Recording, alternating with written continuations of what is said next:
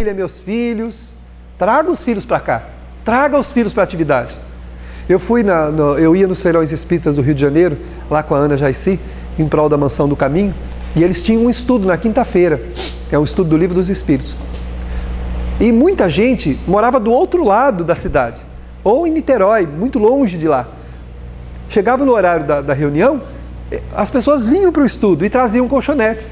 Colocavam os colchonetes no chão e os filhos dormiam nos corredores do estudo enquanto eles estudavam. Então o filho não é pretexto para a gente não fazer. Um filho não é pretexto, a família não é pretexto para a gente não se preocupar com o nosso semelhante, não se preocupar com, dizendo que a gente já tem muitos afazeres, então a gente não tem tempo para se dedicar ao outro. Mas é isso que Jesus espera de nós, dentro das nossas tribulações, dentro dos nossos desafios, encontrarmos o tempo para o semelhante também. Porque o nosso sentimento a gente exercita além das fronteiras do nosso lar, além das fronteiras da nossa família. É aí que nós ganhamos o mérito. Tem um capítulo sobre infortúnios ocultos do Evangelho. Ele fala, a verdadeira generosidade sabe descobrir onde tem a miséria, a necessidade, daqueles que não ousam pedir. Então vai até o necessitado, procura, faz alguma coisa. A verdadeira generosidade faz isso. Porque dar alguma coisa a alguém, a gente pode fazer, porque impulsos generosos, diz o Evangelho, qualquer um de nós pode ter. Um impulso generoso, a gente pode ter. Considerando com uma ótica pessimista que apenas a sua existência trabalhosa e difícil perde os parâmetros do equilíbrio para uma análise correta sobre os acontecimentos, descambando no abismo da autocompaixão, das depressões, da infelicidade. Acabei de falar uma parte agora, Ou seja, a gente começa a olhar para a vida não é exatamente como nós gostaríamos que ela fosse, mas a vida de ninguém é. Conversamos ontem numa palestra, viemos à Terra, como nós falamos na prece, envolvidos aqui pela espiritualidade, nós temos que amar o dever que nos trouxe à Terra. E a vida de ninguém é exatamente como a pessoa gostaria que fosse, graças a Deus que não é. Porque se fosse, nós nos perderíamos completamente. Nós tivéssemos tudo que nós queremos ter, o que seria de nós? Se alguma coisa está sendo cerceada, é porque existe alguma coisa que nós não podemos, por enquanto, administrar. Não temos condições. E na sua misericórdia, Deus permitiu que a gente não tivesse contato com aquilo diretamente. Então nós temos que ter essa compreensão, para não ter uma visão pessimista da vida e achar que a vida dos outros é melhor. Não é verdade. O fato de uma pessoa ter conforto material não quer dizer que ela seja feliz. E muitas vezes ela trocaria esse conforto material que ela tem pela sua vida. Quando ela olha você com seus filhos, que te beijam, que te abraçam, que convivem com você, que te faz levantar de madrugada para cuidar deles, que te faz gastar o seu tempo do lado deles, em sentimentos verdadeiros, porque isso é exercício de amor. Dedicar-se ao outro é exercício de amor. Ela trocaria a vida dela com o conforto dela pela sua vida. Porque os filhos não se importam com ela. Dá conforto, mas os filhos não se importam. Não querem saber, não estão interessados no afeto. Enquanto que o outro, que tem uma vida mais modesta, é cercado de carinho, de amor, de ternura.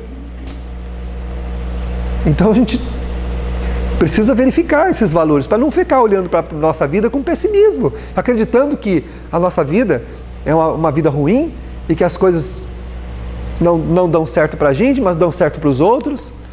Isso é autocompaixão. A autocompaixão, ela é extremamente negativa. A autocompaixão dá a impressão de que alguma injustiça foi cometida contra nós. A autocompaixão tem essa expressão, de que alguma injustiça foi cometida contra nós. E não é isso. Cada um de nós, segundo o Livro dos Espíritos, possui a vida que planificou no mundo espiritual. Nós escolhemos o gênero de provas que queríamos enfrentar, porque precisávamos daquela vida. Então, autocompadecer-se do quê? Nós não somos vítimas, Não somos vítimas. Então a Joana fala da autocompaixão, e aí tem dois caminhos. A pessoa que cai na autocompaixão, ou ela vai para a depressão, ou ela vai para o desinteresse da própria vida, que é a infelicidade. Mas é uma escolha, por conta da visão pessimista que a gente estabelece sobre a própria vida. Toda a vida é maravilhosa e toda a vida é supremamente importante. Cada um de nós está da forma como precisa estar. Se há alguma coisa para melhorar na nossa vida, somos nós que teremos que fazer. Não está cerceado o nosso crescimento. Deus não colocou cercas para impedir o nosso crescimento. Mas Ele não nos facilitou algumas coisas, porque se facilitasse, a gente se perderia completamente. Então, muitas das coisas que a gente quer, que seriam coisas que viriam para nós de maneira fácil, né? Essas coisas, se tivessem conosco, provavelmente seria a nossa derrocada moral. Nós nos perderíamos completamente. Agora, é diferente conquistarmos as coisas na Terra. A gente, com o trabalho, não com a ambição, mas com o idealismo, que é diferente de ambição, né? Com o idealismo, eu posso conquistar muitas coisas, sendo idealista, não sendo ambicioso. Porque o ambicioso, ele se desatrela do sentimento e vive friamente as experiências, de maneira que ele possa tirar das pessoas e da vida tudo que lhe é possível, sem se preocupar se o que ele está fazendo está lesando alguém ou não.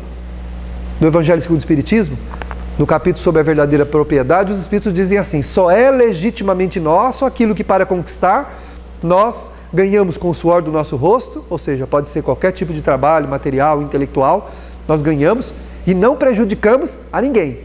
Então há uma diferença muito grande entre ambição e ideal, porque o idealista vai trabalhando, respeitando, conquistando etapas, e se preciso for, ele abre mão de um conforto para auxiliar o semelhante. Esse é o idealista. O ambicioso não. Sai para lá que eu quero passar. Sai da minha frente, senão eu te piso em cima. E pisa mesmo. Mente, engana, corrompe, rouba. Porque a ambição quer a qualquer custo. Enquanto o ideal respeita etapas. O ideal permite uma caminhada tranquila e até parar para socorrer alguém no caminho. Quantas criaturas que hoje que tiveram verdadeiras conquistas materiais, foram dessa forma. Pessoas boníssimas que sempre pararam nessa caminhada para fazer o quê? Para socorrer aqueles que estavam caminhando também. E conquistaram coisas maravilhosas. Então, seja material, seja espiritual, né? No campo espiritual também. A pessoa entra numa atividade religiosa, principalmente no espiritismo, a pessoa já entra e fala assim: quando que eu vou ser médium? Como assim, quando você vai ser médium? Queria saber quando que eu vou ser médium. Meu filho, você acabou de chegar. Não, mas eu quero saber quando que eu vou ser médium. Eu não posso frequentar já a reunião mediúnica? Como se a reunião mediúnica fosse uma coisa, né? A pessoa não se esquece que o dia que ela estudar o que é a mediunidade, ela vai pensar duas vezes, né? Antes de pedir a reunião mediúnica, ela vai pensar 2 ou 3 vezes. Há muitos que fazem muito mais em outras atividades do que médios despreparados que às vezes estão em reuniões sem preparação nenhuma e que acabam não doando coisa nenhuma e dando trabalho para a espiritualidade, né? Porque se você estiver num trabalho e você estiver despreparado, eles têm que gastar um quanto de energia muito grande para anular a pessoa para conseguir desenvolver o trabalho. E a pessoa acha que ela está fazendo uma coisa extraordinária. Então, a mediunidade não é coisa que se deseje. Caso a pessoa possua uma sensibilidade, ela precisa ser educada. E essa educação passa pelo estudo, pelo trabalho assistencial, uma série de coisas antes da reunião em si, antes da pessoa ir para a reunião. Mas isso a pessoa não quer, porque ela não é idealista, ela é ambiciosa. Então ela diz assim: eu quero entrar na casa espírita como idealista, ou seja, dentro das etapas possíveis que a casa pode me oferecer, eu vou passar por elas com tranquilidade, com serenidade, e a espiritualidade vai saber o momento que eu vou estar pronto para aquela atividade. Isso a gente pode transferir para qualquer situação da nossa vida. Diferença de ideal e de ambição. O ambicioso quer a qualquer custo, né? Então a gente tem que ter esse cuidado. Então a Joana fala que a visão pessimista, né, da vida, ela faz a gente achar porque a gente não tem o que a gente queria agora, então a nossa vida é uma porcaria, a nossa vida não presta, a nossa vida é ruim. E não é verdade. A gente pediu tanto essa vida que a gente tem, pediu, implorou, e nos foi concedida a oportunidade. Nós pedimos muito a vida que a gente tem, muito mesmo. Nós imploramos pela oportunidade que a gente tem, do jeito que ela está, com as pessoas que estão conosco, inclusive da maneira como elas são, do jeito que elas são, sendo o que elas são. Porque elas também nos aceitaram como seus companheiros de jornada. E nós nos comprometemos com Jesus de sermos melhores. O único trabalho que a gente prometeu fazer aqui não é o trabalho de mudar os outros, mas era o trabalho de mudar a gente mesmo. Esse foi o trabalho que a gente se comprometeu. Essa foi o dever, a tarefa que nos trouxe à Terra. A de trabalhar muito para nos melhorarmos e não queremos melhorar os outros, ou lamentarmos, blasfemarmos e nos revoltarmos contra a nossa própria vida, que é um mecanismo divino nos permitindo a felicidade, o que um dia nós teremos sem mácula. Hoje a gente pode ter momentos de bem-estar, mas a felicidade sem mácula, a felicidade verdadeira, pura, ela não é para agora. A doutrina espírita diz que a Terra não é um paraíso de delícias, não é um inferno também, como muitos falam. Isso aqui é um inferno. Não, eu transformo minha vida no inferno e acho que a Terra é um inferno. E não é. A Terra não é. Mas a Terra não é um paraíso de delícias. E a felicidade na Terra, segundo o Livro dos Espíritos, é relativa. É uma felicidade que o imperfeito pode gozar. Até porque ele não sabe entender a felicidade que tem. Então, muitas vezes já é feliz e acha que é infeliz. Pois esse é o problema. Porque às vezes já é feliz e acha que é infeliz. Porque é imperfeito. Um dia, quando nós tivermos uma condição espiritual mais elevada, aí nós entenderemos a felicidade que a gente tem. Mas tem quem na Terra vive que já sente isso. Que são aquelas pessoas que nós vemos na humanidade, que realizam as obras beneméritas, que auxiliam muita gente. E que são felizes. Embora não tendo saúde, embora não tendo condição material praticamente quase nenhuma, vivendo de maneira singela, mas realizam obras que a gente não consegue realizar ainda. Porque as que a gente tenta fazer, que são pequenas, a gente já reclama, lamenta. Se o outro não age como ele queria, que a gente queria, a gente resmunga. Se a pessoa nos trata indevidamente, nós já brigamos com a pessoa, já nos melindramos. Nós ainda estamos longe dessa condição de quem pode perceber uma felicidade perfeita. Porque a nossa imperfeição não permite. Então não é que na Terra não tem coisa boa, tem sim. Mas a nossa imperfeição não permite que a gente compreenda. Se nós soubermos a grandeza do trabalho que a gente tem na mão, por mais singelo que ele seja, que seja o trabalho de pegar um vaso dali e levar para lá costumeiramente, que feito com disciplina e respeito, e olvidando qualquer tipo de reproche ou de ideia negativa que alguém possa ter, mas fazendo com amor, responsabilidade, perdoando, amando, tem um valor inestimável para o espírito. Não são as grandes coisas, isso aí são para as grandes almas. Grandes obras são para a grande alma, às vezes são pequenininhos. Como a irmã Dulce era desse tamanhozinho assim, mas era um gigante. O espírito era um gigante, né, moral. Nós não somos gigantes morais ainda, a gente é pigmeu. Nós somos moralmente pigmeus. Então, a gente, pelo menos da minha parte, posso dizer isso. De vocês, não sei, né? Não posso entrar na alma de cada um, mas eu me sinto um pigmeu moral. Enquanto que uma criatura daquela que é pequenininha é um gigante moral. Realiza obras que a gente não tem condição de fazer. Mas aquilo que a gente tem na mão, por que não fazer bem feito? Por que não fazer com amor? Por que não retirar o substrato daquela tarefa? Que é o bem-estar, a satisfação de fazer aquilo. Banindo definitivamente o melindre ou qualquer tipo de sentimento ruim que porventura possa nascer do convívio com a outra pessoa. Vai acontecer muito na nossa caminhada, nós vamos nos chocar, nós vamos colidir com muitos desconfortos. E outra, as pessoas elas se comportam de maneira estranha, né? Muita gente, às vezes você pega a pessoa num mau momento e ela fala uma coisa que não devia. E mesmo que ela tenha o hábito realmente de falar, mais um motivo para a gente não se importar. Está no Evangelho segundo o Espiritismo. Muitas vezes existem bocas que estão acostumadas a escarnecer, a dizer coisas que não devem. E bocas que estão acostumadas, ou seja, o espírito não resolveu se reformar, não quis ainda se melhorar. Nós não podemos entrar na faixa dele. Eu vou me sentir desestimulado porque alguém me feriu com palavras ou com comportamento? Não posso fazer isso. As mães desistem dos filhos? E quantas vezes elas escutam coisas que não querem ouvir?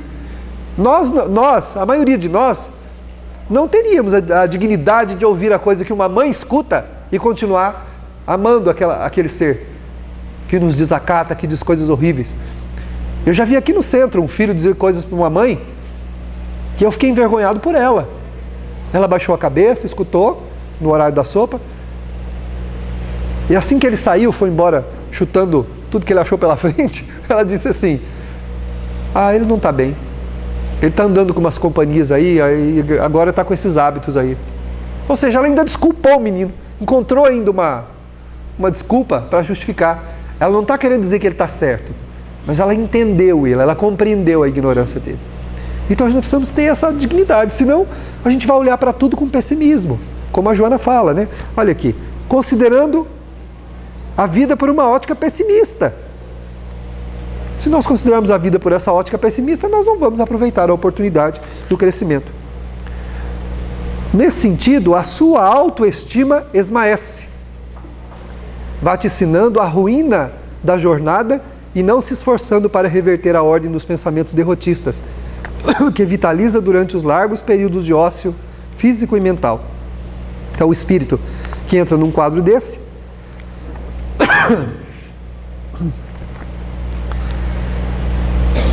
ele cultiva pensamentos derrotistas. E esses pensamentos derrotistas vêm de largos períodos de um ócio físico e mental, onde a gente muitas vezes deixou as coisas caminharem sem pensar na vida. Nós vamos pensar na nossa vida, verificarmos na nossa existência o que a gente precisa fazer e mudar, prestarmos atenção no jeito da gente falar, como a gente pensa, como a gente age. Senão nós deixamos caminhar. O Emmanuel fala numa mensagem que o serviço santificante em nome do amor dará aos pecadores a companhia dos anjos, muito antes dos justos ociosos, muito antes que estes desfrutem o benefício celeste. Então, ou seja, há muita gente que, despreparada espiritualmente, tem mais dignidade do que aqueles que estão preparados espiritualmente, mas que não fazem, não aplicam o que sabem. O que adianta nós sabermos as coisas se nós não aplicamos? Então, às vezes, já aconteceu isso da pessoa chegar aqui para conversar comigo e a mãe falar, ele deve estar acompanhado pelo demônio. Porque olha as coisas. E do lado, ao contrário disso, havia espíritos benévolos tentando modificar. Porque o menino tinha um coração bom, embora tivesse atitudes horríveis. Ele estava tendo atitudes completamente perturbadas. E ela sim, que estava amaldiçoando ele, estava com uma leva de espíritos perturbadores atrás dela. Então muitas vezes, e é uma profunda conhecedora de religião. O que adianta a gente ter conhecimento religioso, de qualquer nível que seja, né? E a gente se julgar justo, que tudo a gente faz direitinho, não prejudico ninguém, não faço isso, não faço aquilo, mas na hora da prática, de usar o sentimento, a gente não tem a compaixão, não tem a misericórdia, não tem o acalento para trazer a pessoa para perto do peito, para abraçá-la com carinho.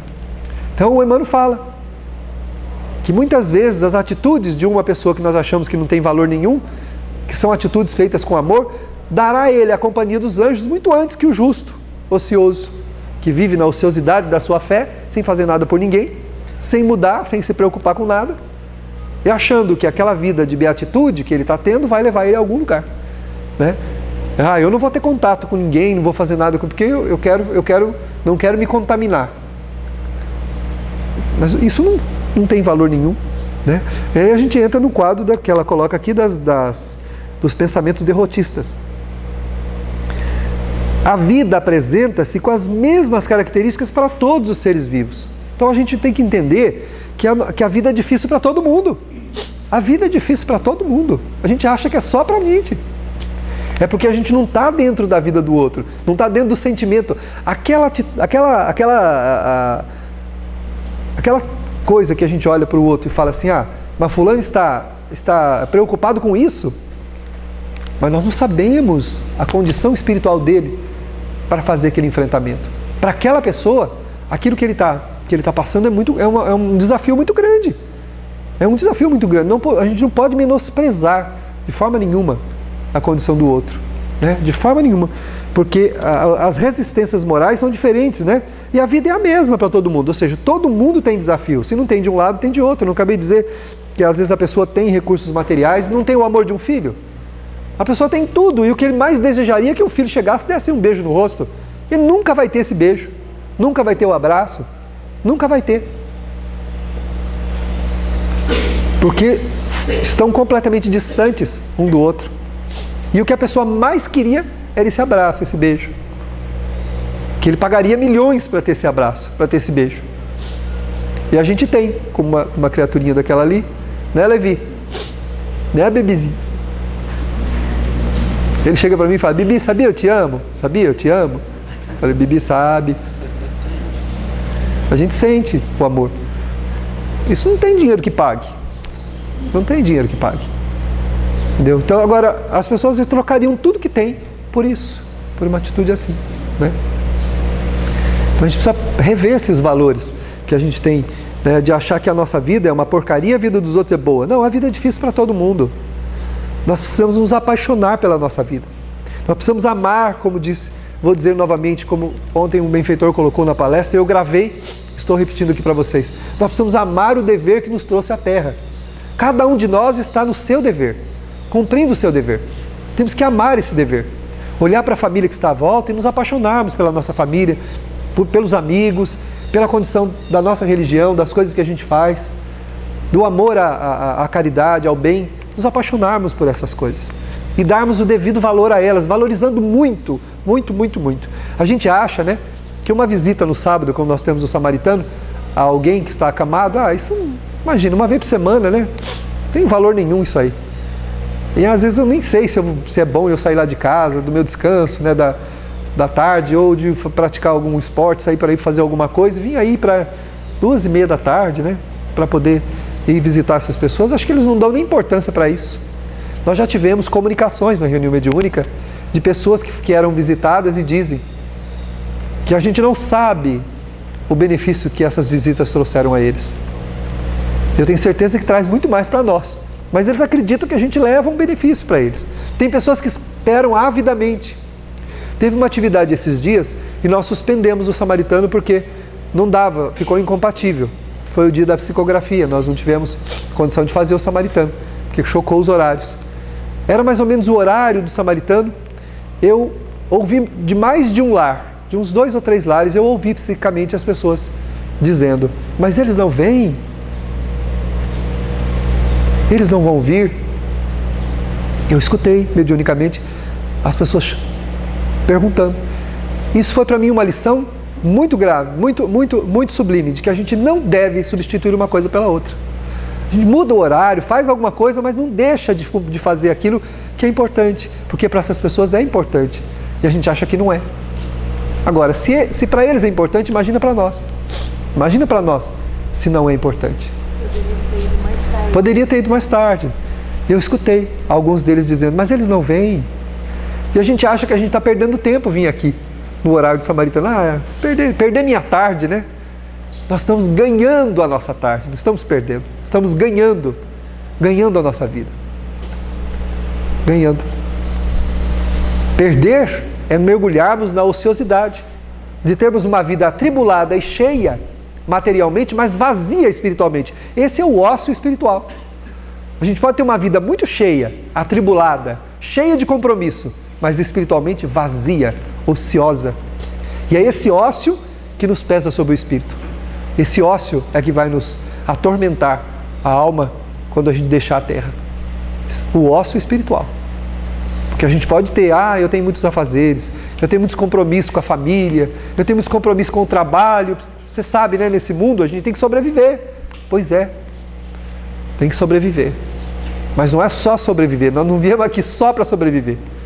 A gente veio aqui também para cuidar da nossa espiritualidade, para melhorarmos como espíritos que somos. Não só sobreviver. Sobreviver não é muito difícil. Você tendo um lugar para dormir e comida, sobrevive.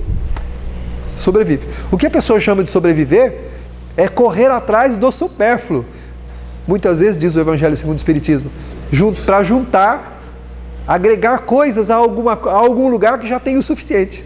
A gente quer juntar mais coisa, colocar num monte que já é mais do que suficiente. Deus nos dá o trabalho na medida certa, nos dá os recursos materiais na medida certa, nos dá tudo de acordo com aquilo que a gente precisa. Não é necessário mais do que a gente tem. Mas a gente pode buscar, pode trabalhar, e esse trabalho vai gerar um recurso material. Mas nós não podemos nos manter vinculados a isso como se fosse a coisa mais importante da nossa vida. Porque isso, aí nós estaremos invertendo, trocando as coisas. Ocasiões são mais severas, circunstâncias surgem penosas, enfermidades se apresentam desgastantes, problemas caracterizam períodos que devem ser enfrentados com naturalidade e valor, pela honra de existir. Será que a gente tem esse sentimento? Sentimos-nos honrados por existirmos aqui na Terra, por estarmos com essa vida que nos ajuda, que nos permite elevarmos espiritualmente. Para muitos, a vida é uma experiência miserável, embora tendo tudo. Para outros que não têm nada, materialmente falando, a vida é um jardim florido. Já vi muita gente que não possui nada praticamente, mas que está sempre com um sorriso no rosto. É alguém que você não quer sair de perto, que você não quer se distanciar da pessoa, porque é um anjo, espiritualmente falando, um espírito que aceitou com tranquilidade, trabalha, luta, faz os seus esforços, mas não desdenha e nem amaldiçoa a própria vida, né? Muitos que têm tudo têm uma vida miserável, e outros que não têm nada têm uma vida rica, esplendorosa. Nesses anos de trabalho com a nossa casa, com os nossos irmãos, eu já tive a oportunidade de ter contatos com muitas famílias desse jeito. Muita gente que tem uma vida esplendorosa, embora não possuindo nada. São exemplos para a gente não lamentar a própria vida. Para a gente continuar trabalhando sim, lutando sim, mas sem se revoltar, sem fazer exigências, porque o nosso grande problema para com Deus é que a gente é cheio de exigências. Nós damos muito pouco e pedimos demasiadamente. Pedimos demais e damos de menos. Né? O Emmanuel fala que a maioria das criaturas queixosas vivem com as mãos para o alto pedindo coisas a Deus, pedindo socorro. Mas poucos são aqueles que amam o dever existencial. Poucos são. A maioria vive com a mão para cima pedindo. Pede. É mais ou menos o que nós fazemos com Deus. Excetuando-se as conjunturas expiatórias da miséria socioeconômica, das enfermidades congênitas e degenerativas, dos comprometimentos físicos, mentais e morais, decorrentes das reencarnações repletas de loucura, os acontecimentos aflitivos fazem-se experiências iluminativas para o crescimento interior. Essas provações constituem recursos propiciatórios para a evolução. Então, tirando aí a experiência as experiências expiatórias, onde a gente já nasce com aquela condição e não tem muito o que fazer por ela, né? Existe a parte da nossa vida que são os desafios, que cabe nos enfrentá-los com dignidade, para darmos contas deles, porque nós precisamos melhorar espiritualmente, né? Então ela fala assim, o resto não é não. O restante são provações que propiciam a nossa evolução. Problemas com as pessoas, problemas financeiros, problemas morais, muitas vezes eles são desafios de edificação espiritual. Nós precisamos, né? Então a gente precisa prestar atenção nisso. É necessário um exame profundo, sério, constante de si, da sua constituição, dos objetivos que se deve perseguir, dos meios a utilizar, de como encontrar os recursos para lográ-lo. Nós precisamos sermos menos clarividentes para com a vida dos outros e mais clarividentes para com a nossa vida. Nós temos um hábito bastante infeliz, que é o de ver os outros com minúcias. A gente localiza problemas em todo mundo, mas raramente enxerga os próprios problemas. Os outros estão sempre errados, mas raramente paramos para verificar onde é que está o nosso erro. Não estou dizendo que eles não estão errados. Claro que se ver o bem em toda parte, diz o Evangelho, seria uma estupidez. Ter senso crítico é uma grandeza da alma, mas ser crítico é uma deturpação dos valores da alma. A pessoa crítica, aquela que aponta, que indica, que acha, que localiza os defeitos de todo mundo, isso aí é uma deturpação dos sentimentos, dos valores espirituais. Não é que não tem problema, não é que a gente não vai ver, mas ser clarividente é apontar, é destacar, é valorizar o problema do outro. Quando muitas vezes a gente não consegue enxergar o que nós temos que mudar em nós. Temos que ser mais clarividentes para conosco mesmo, fazendo uma avaliação mais justa de si mesmo. Tá bom que o fulano está agindo errado, mas eu sou implicante, hein? Pelo amor de Deus. Né? Quem é que vai dizer para si mesmo isso? Muito difícil. Né? A gente, não, mas eu sou implicante porque ele é assim. Né? São coisas distintas. São coisas distintas. Realmente o comportamento daquela pessoa não é bom. Mas por que eu valorizo tanto isso? Por que isso me incomoda tanto? Porque há sentimentos em mim que eu preciso modificar.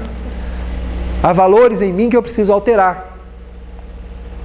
Porque o homem bom aceita tudo e todo mundo como cada um é. Foi o que Jesus fez. Ele comia na casa das prostitutas, das pessoas de má vida, das pessoas desprezadas pela sociedade da época. Ele ia em todo lugar. Em nenhum momento ele apontou o dedo em riste falando, né? Você não presta, você não sei o quê. Ele não fez isso, ele aconselhou. Até naquele momento, naquele episódio da mulher que ia ser apedrejada, depois que todo mundo, como diz o Vitor Hugo, quando era pequenininho, tio, a Letícia vazou. Ou seja, quando todo mundo vazou, né? Todo mundo sumiu dali, ele fala para ela, ela pergunta para ele, o senhor não vai me condenar? Ele fala assim, não, eu também não vou te condenar. Ninguém te condenou? Eu não vou te condenar. Agora vai e não peca mais, para não te acontecer uma coisa pior. Ou seja, ele não estava sofrendo pela imperfeição dela. Ele estava amparando, porque aquele que ama não sofre pela imperfeição do outro. Ele pode experimentar desconfortos. É claro que um pai, uma mãe, um irmão, um amigo não vai ficar feliz de ver o outro indo para um caminho que vai levar ele à derrocada, tranquilo, né, com um sorriso aqui na orelha. Claro que não. Mas não precisa se afligir. A aflição é própria de quem não domina sentimentos elevados.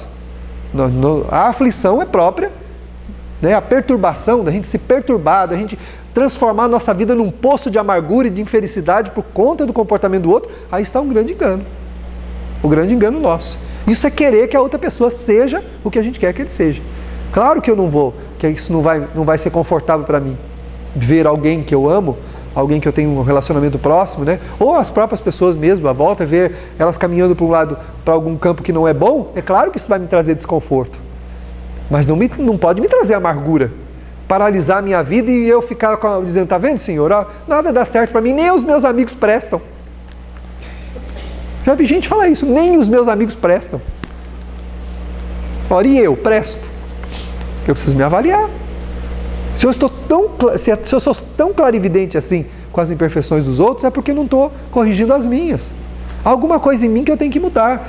Resgatar minha autoconfiança, o amor a mim mesmo, né? O amor a si mesmo é um dos grandes valores da alma. Nós temos que ter amor a gente mesmo. As situações negativas da vida não valem o empenho dos nossos melhores sentimentos. A gente gasta o melhor das nossas energias, os nossos sentimentos em coisas sem valor algum.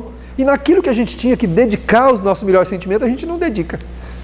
Para eu nutrir um melindre, eu gasto tudo que eu tenho de valor na alma. Tudo, todas as minhas energias. E muitas vezes não consigo estender a mão para auxiliar alguém que precisa. Onde ali sim necessitaria do meu melhor empenho. Não consigo fazer. Então, resgatar o alto valor, o alto respeito, o alto amor, que é o de independer do que acontece à nossa volta para a gente ser feliz. Mas valorizar cada experiência com as pessoas, cada momento, como um momento de crescimento.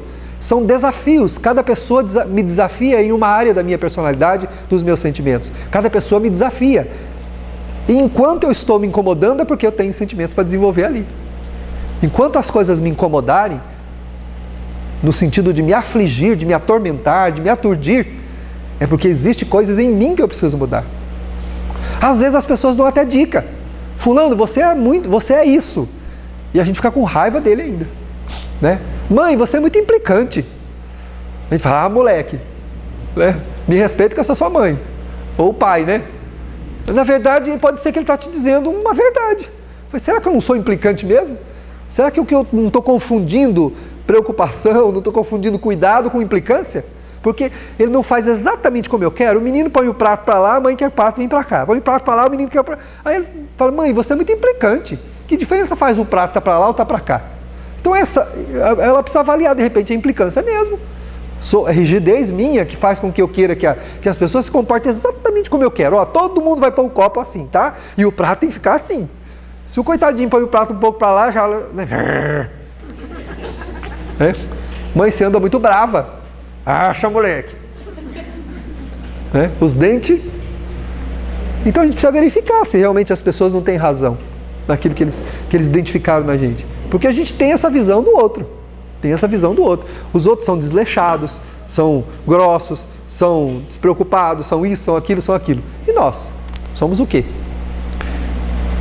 O fato da gente verificar os enganos, os erros, não há problema nenhum. Nós temos que ter senso crítico. Mas ser crítico, aí é um problema muito sério. A gente precisa analisar.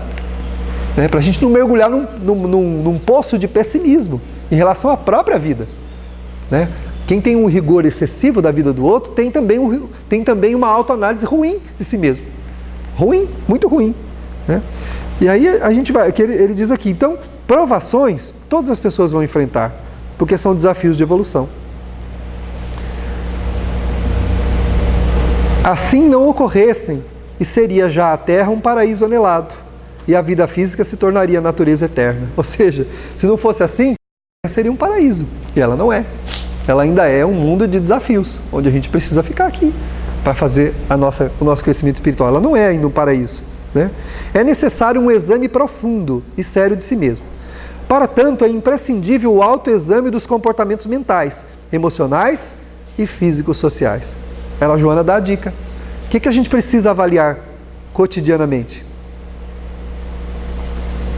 Fazer um autoexame do quê? Dos comportamentos mentais, emocionais e a nossa conduta. Né? Como está o meu trânsito mental? Como é que é o que eu penso da minha própria vida e o que é que eu penso da vida dos outros? Isso é muito importante avaliar. O Emmanuel tem um livro que chama Pensamento e Vida, que eu aconselho as pessoas a lerem, para você verificar a dimensão do pensamento na tua vida. Aí você vai mudar o jeito de pensar. Tenho certeza que ao ler esse livro você vai mudar o seu jeito de pensar. Eu vou mudar o meu jeito de pensar. Por quê? Porque o pensamento tem um valor inestimável na nossa vida e a gente acha que não. Nós irradiamos o que pensamos. Atraímos para nós coisas conforme o nosse pensamento. Então nós temos que tomar cuidado com o pensamento. Ela fala aqui, fazer um autoexame do que a gente tem pensado cotidianamente. O que passa no meu trânsito mental? São pensamentos otimistas, altruístas ou são pensamentos pessimistas? De raiva da vida, de raiva das coisas, de raiva das pessoas? Tem gente hipócrita, né? Sorri, ai, queridinha, e lá dentro fala, tomara que morra. Você acha que a vida faz a leitura dos lábios? Não, a vida faz leitura da alma. A consciência faz leitura da alma, não dos lábios. Do queridinha, né? Faz do tomara que morra. E se eu prossigo dessa maneira, com esse pensamento de tudo, das coisas, da vida, né? Tem gente que diz que até prova em contrário ninguém presta. Isso é um absurdo. Até prova em contrário todo mundo presta. Porque não importa para nós se a pessoa presta ou não presta, no sentido vulgar da palavra. O que importa para a gente? Não importa. Então, eu tenho que olhar para as pessoas como eu gostaria que eles me olhassem também. Por causa dos meus defeitos, sem saber do que eu sou, as pessoas nos amam porque não sabem quem a gente é, sabia? Né? Como o Levi fala, sabia, Bibi? Sabia? As pessoas nos amam porque não sabem quem a gente é. Se soubessem, correriam 3 dias sem olhar para trás. Ainda bem que eles não sabem quem a gente é. E nós também temos que fazer isso com as pessoas. Conviver com o jeito de cada um, como cada um pode. E isso não torna a gente melhor ou pior. As opções das pessoas, os desejos, o que a pessoa decidiu fazer da vida dela, em nada isso nos influencia, nos muda ou torna a nossa vida melhor ou pior. Em nada. Eu tenho uma amiga que fala assim, como são maravilhosas as pessoas que a gente não conhece dentro. Isso. Obrigado pela pergunta, que eu pude beber água. Tomar água. Exatamente. Ela falou assim, a nossa irmã disse assim, que uma amiga disse assim, como são maravilhosas as pessoas que a gente não conhece bem. Sem dúvida. Porque realmente não é importante. Não é importante saber se a pessoa é maravilhosa ou não é maravilhosa, né? É importante que as pessoas são as pessoas, né? As pessoas são as pessoas, como nós também somos quem somos. Não é bom, não é gostoso as pessoas conviverem conosco e achar que a gente é bom? É assim. As pessoas adoram a gente e acham que a gente é bom, né? Porque não está dentro da gente para saber o que a gente pensa, o que a gente sente. Então, mudar o pensamento. A primeira dica da Joana de Ângeles para a gente mudar essa situação. Começar e ser mais altruísta, mais otimista, né? Primeiro, controlar o pensamento. Porque o pensamento se irradia, né? O pensamento, ele sai das fronteiras da alma, né? Ele deixa...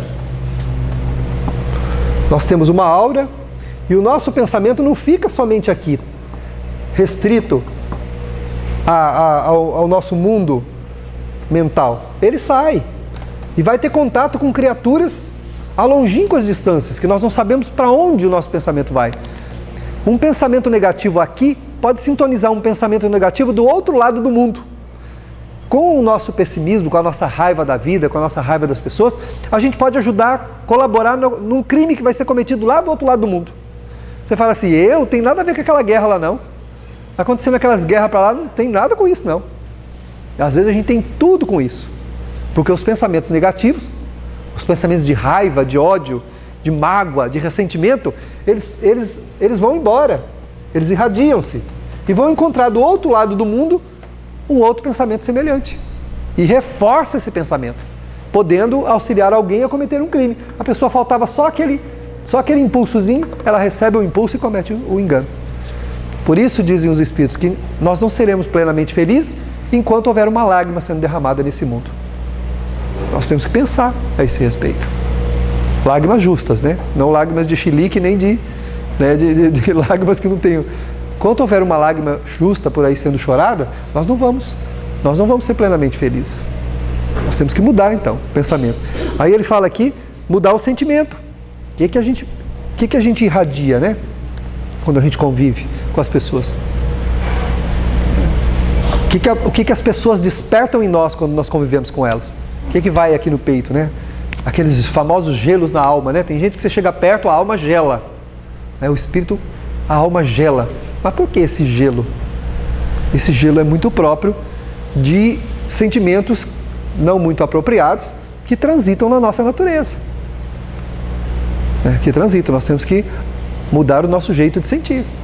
Mudar o nosso jeito de sentir. Ter um sentimento positivo, elevado a respeito de tudo e de todos. Jesus se compadeceu da humanidade e veio aqui.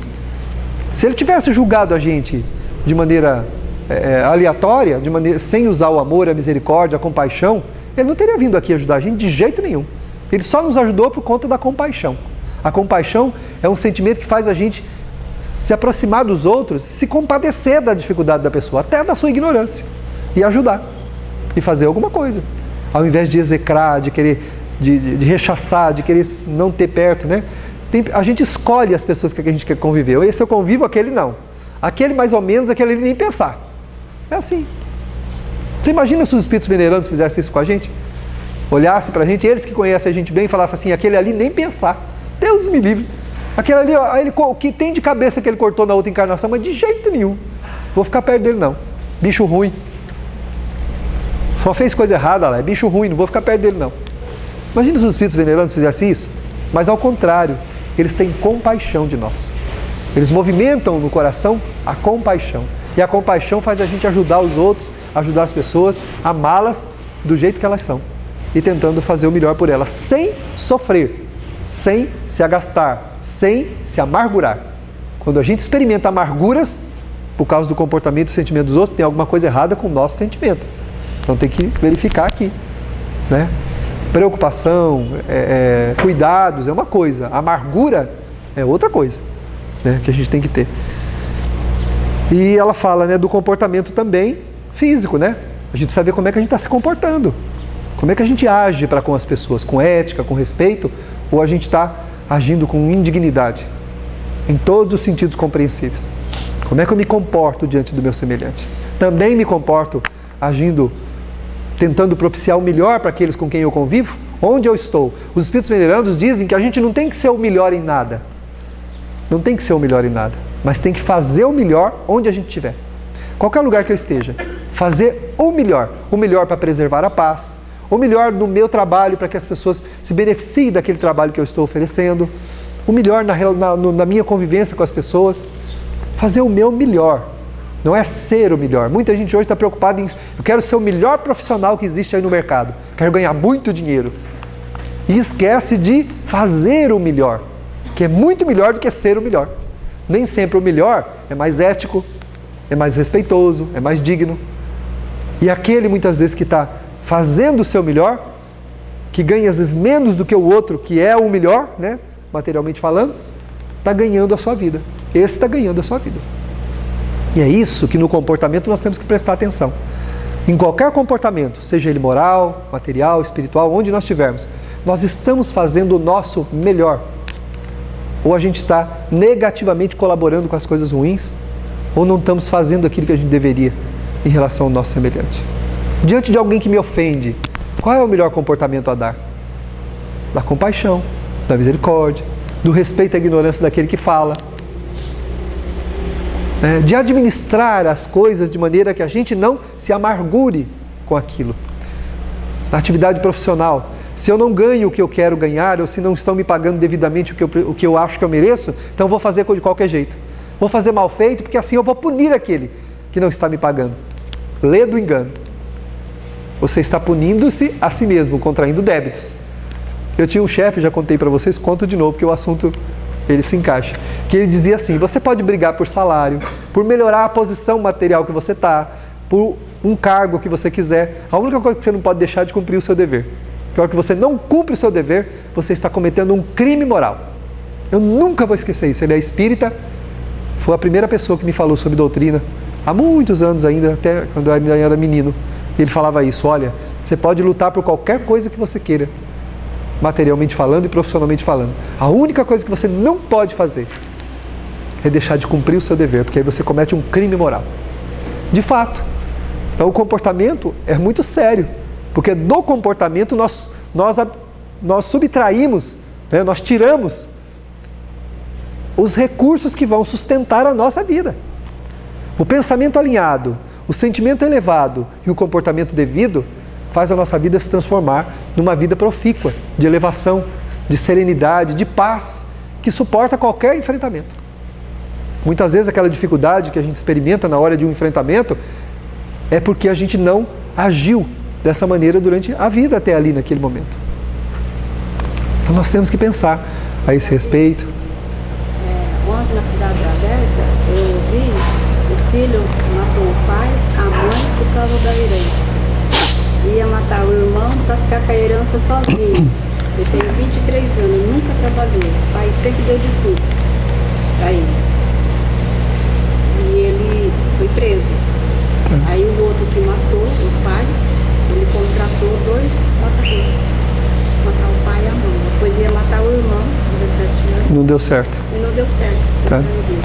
Pensa bem, o pai deu tudo para esse filho, estudo, carinho, educação, e ele fazer isso por causa de herança. A nossa irmã está dizendo de uma pessoa que por causa de herança estava contratando um matador para matar o pai e a mãe, para poder ficar com a herança, Ou seja, o que eu disse, distorção do pensamento, distorção da ideia do que seja a vida, Matou o pai e a mãe, o irmão não. Tá, ele matou, conseguiu matar o pai e a mãe, mas não conseguiu matar o irmão.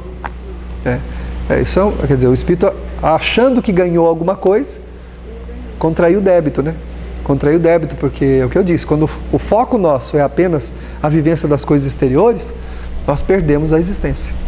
Podemos perder a oportunidade reencarnatória. Nós temos que nos lembrar que a vida, ela parte sempre do sentimento. O homem é o seu sentimento. A plataforma existencial humana é o sentimento. Através do sentimento, nós nos doamos plenamente à vida que temos e às pessoas. Mas através do sentimento também podemos desconsiderar as necessidades alheias, sendo convenientes e agindo apenas pelos interesses que nos são próprios.